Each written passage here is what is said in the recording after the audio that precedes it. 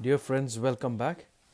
Now let's look at a problem that involves all the five appraisal techniques used in capital budgeting decision. You have the non-discounted cash flow methods such as payback period and average rate of return. But then you also have the discounted cash flow methods such as IRR, internal rate of return, NPV, net present value, and profitability index, also known as benefit cost ratio. Now let's look at this problem. A company is considering an investment proposal to install new milling controls at a cost of rupees 50,000. The facility has a life expectancy of 5 years and no salvage value. The tax rate is 35%. Assume the firm uses straight line depreciation and the same is allowed for tax purposes. The estimated cash flows before depreciation and tax CFBT from the investment proposals are as follows. So you have year 1, 2, 3, 4, 5, and you have your cash flows before depreciation and tax. Also, CFBT can also be the earnings before depreciation and tax. All right. Now, now what we have to do is we will have to first determine what the net cash inflows are, the CFAT, cash inflows after tax or after taxes. Okay, so let's do that first. Let's determine the cash flows after tax.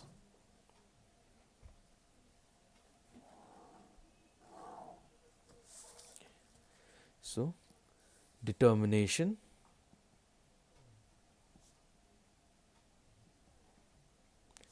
of cash inflows after tax, CFAT, cash inflows after tax.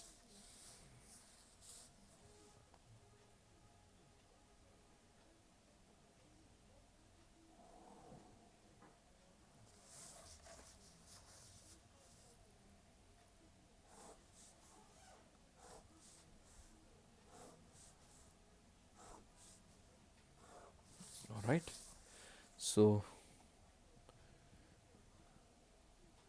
this is the year 1, 2, 3, 4, and 5. All right, so you have the CFBT or EBDT, the same thing, earnings before depreciation and taxes.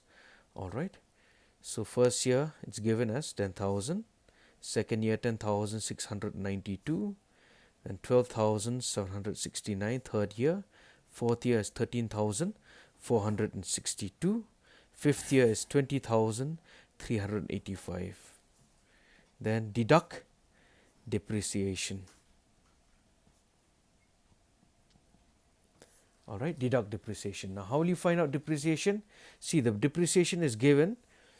All right, it is on straight line basis. All right, assume the firm uses straight line depreciation. So how will you find out depreciation? You have to take the cost of the project minus scrap value or salvage value, if any, divided by the life of the project, which is 5 years in this case. All right, so depreciation will be 50,000 divided by, there is no salvage value, and so divided by the life. All right, so depreciation will be 10,000.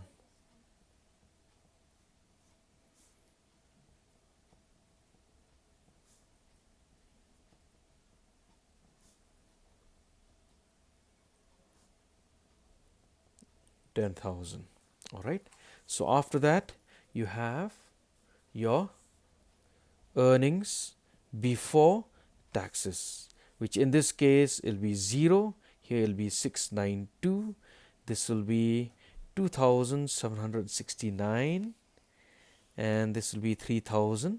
462 and 10,385. Then deduct tax.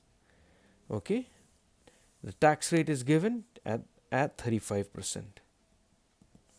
All right, so let's calculate the tax rate.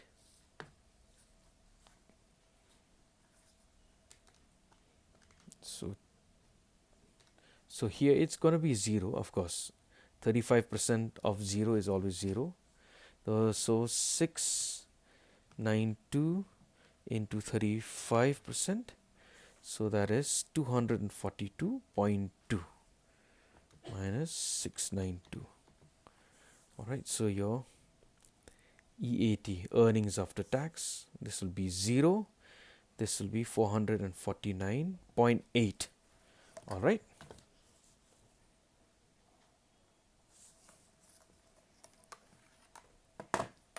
And then if year 3, 2769 into 35%, so that is 969.15. By the way, put all negative figures when you are deducting, you put it in brackets. All right, so minus 2769, this will be 1799.85. Next, fourth year, 3462 into 35% is 1211.7. So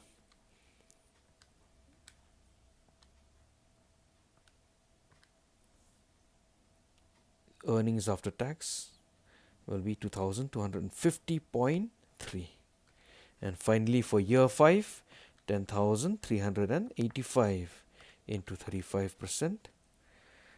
This will be 3,634.75. So your EAT will be 10,385 minus 6,750.25. All right, this is your earnings after taxes. Now, like I have mentioned earlier, that for finding out the cash inflow, your net cash inflow, you should not you should add back depreciation. Why add back depreciation? Because depreciation is a non-cash charge. It does not involve a physical cash outflow. So you add back 10,000 depreciation.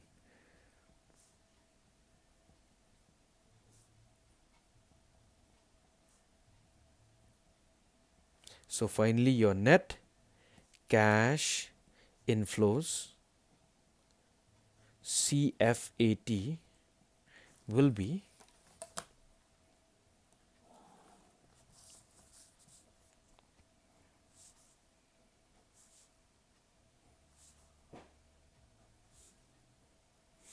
your CFAT will be 10,000. All right. So EAT plus depreciation, you'll get your CFAT, your net cash inflows. So that is 10,000. This will be 10,449.8. All right. This will be 11,799.85. Oops, I made a mistake there. 11,799. Let's cut 19. And finally 12,250.3 and 16,750.25. All right, and there you have it, your net cash inflows, your CFAT. Now that you have your CFAT, let us find out your payback period. All right, payback period. Now payback period, you're going to use your number 1, payback period. You're going to use the CFAT for finding out the payback period.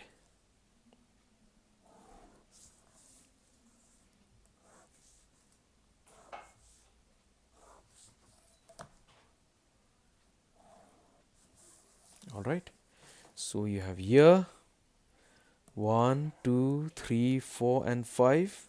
Now your CFAT 10,000. 10,449.8, 11,799.85, 12,250.3, 16,750.25. Now find out your cumulative CFAT.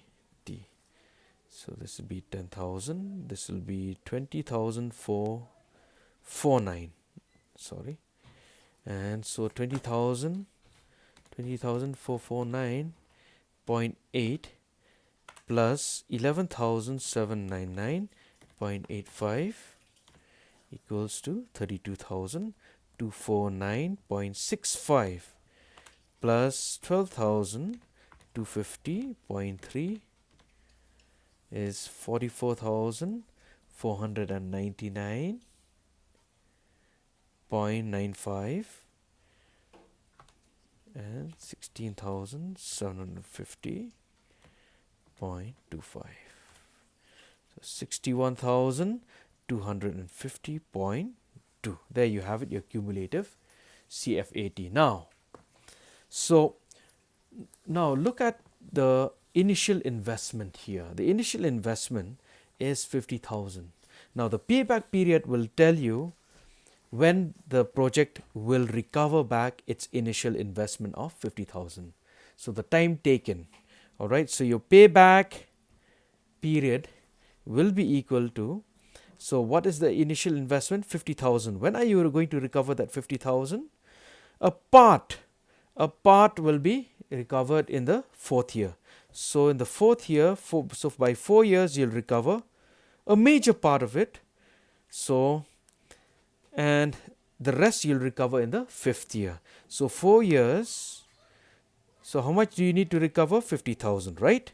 So 50,000 minus 44,499.95. You're going to recover that much in the fourth year. All right, and the rest you're going to recover in the fifth year, and the CFAT in the fifth year is 16,750.25. all right, so what is the payback period? So 4 years, all right, plus, so 50,000, oh by the way, into 12 here, 50,000 minus 44,499.95. How much is that?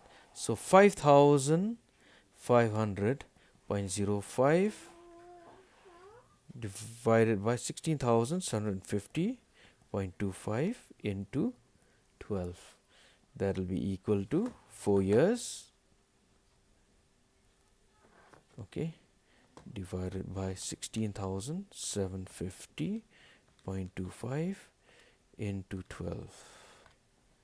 So 4 years, it'll take about 4 years, 3 months, and about 9 days.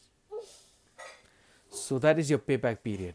So this project will be able to recover back its 50,000 by 4 years, 3 months, and 9 days. So we are done with payback period. All right, we are done with payback period. Next is we'll have to find out the average rate of return, ARR. Now for calculating the ARR, always remember, for calculating ARR, we are not going to use cash flows. We are going to use the accounting profits. So we have found out what is EAT, right?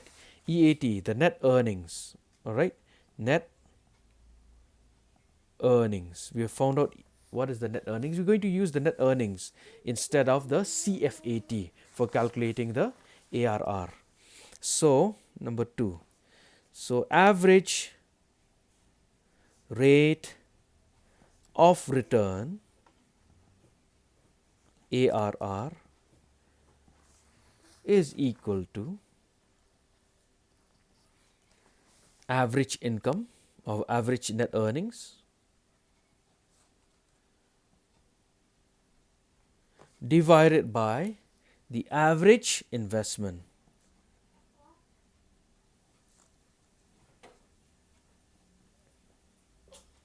All right. Okay. Into, of course, into 100. Okay. So what is your average investment here?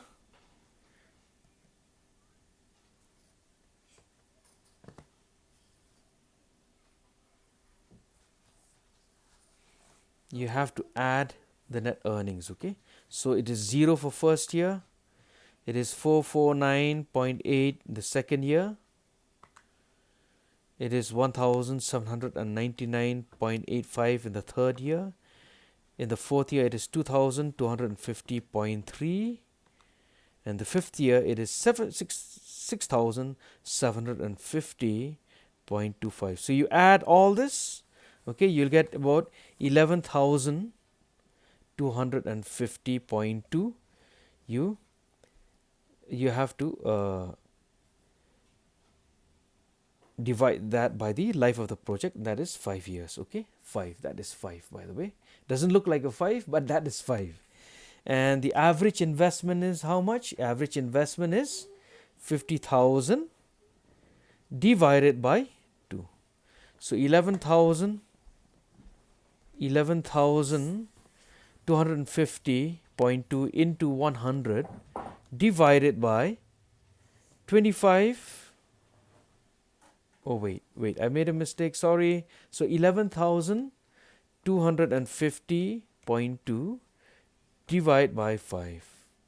You'll get 2,250.04 divide by 25,000, right? 50,000 divided by 2 is 25,000 into 100. So that is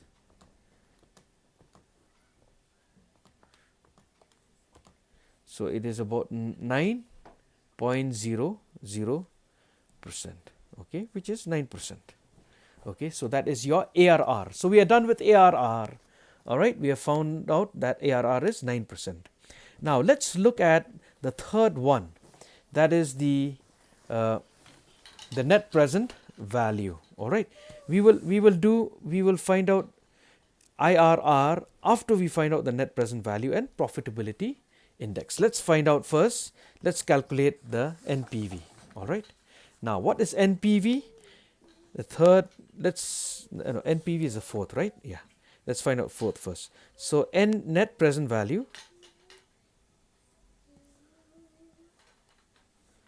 NPV is, how do you find out NPV? You have to find out the present value of cash inflows minus the present value of cash outflow. All right, present value of cash outflow or initial investment. All right, initial investment. Okay. So now we have to find out the present value of cash inflows. How will you find out the present value of cash inflows? Now, we have already found out the CFBT, right? So multiply that with the PV factor. Okay, PV factor at 10%. It is given, right? 10% discount rate. So find out. So let's calculate net present value.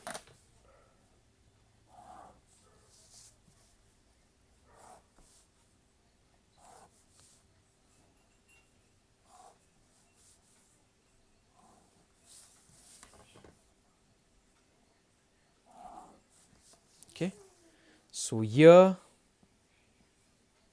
your CFBT. Now you have to find out what is the PV factor, PVIF at 10%, and finally present value of cash inflows. All right, so year 1, 2, 3, 4 and 5. So what is CFBT? We have already found out. Let's check. Yep. So we have found out, okay, CFBT. This is the CFBT we have found out. Okay, you copy that here. CFBT, first year it is 10,000. Second year it is 10,449.8.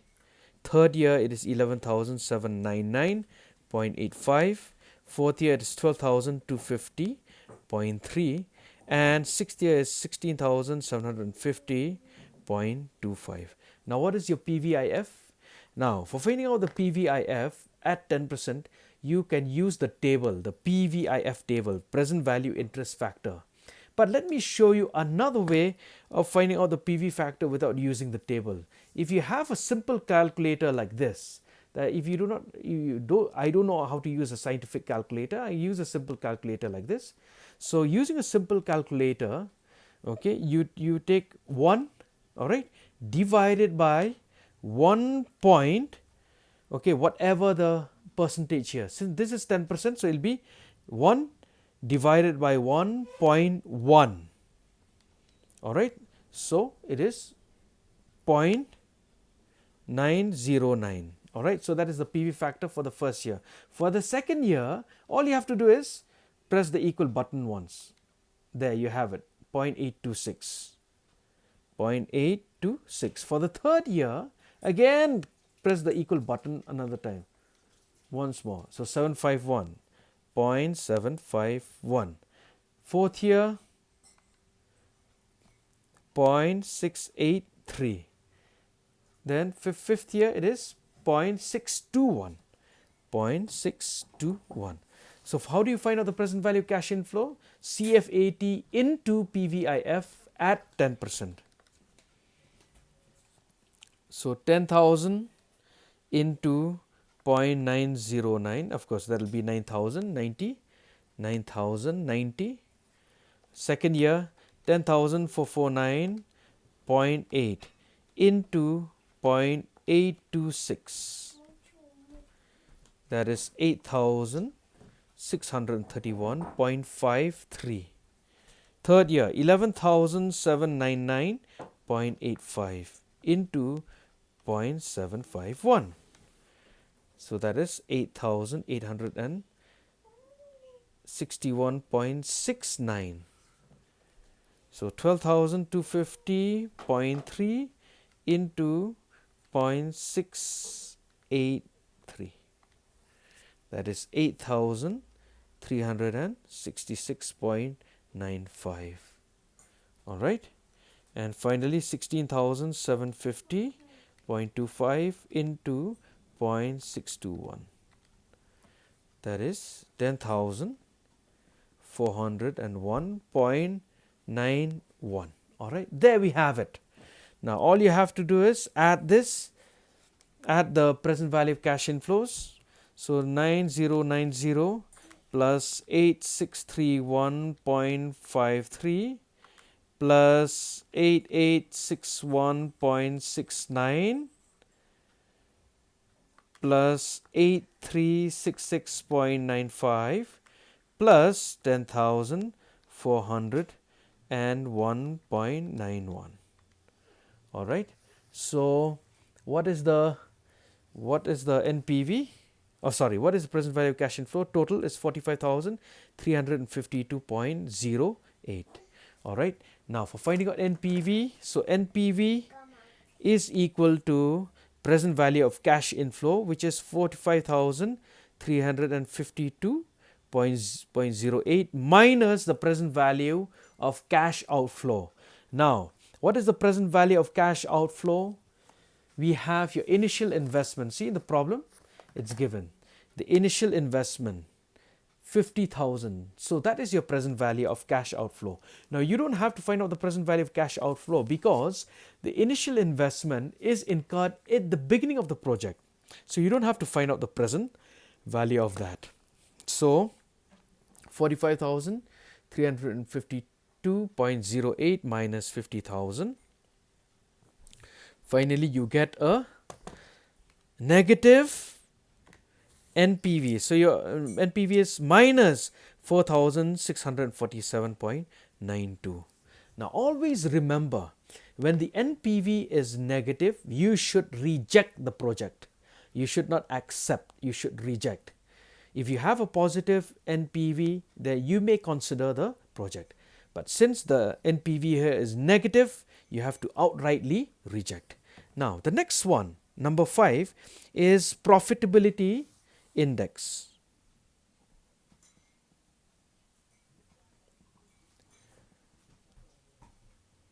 or benefit cost ratio. All right, which in this case, profitability index benefit cost ratio is nothing but present value of cash inflow divided by present value of cash outflow.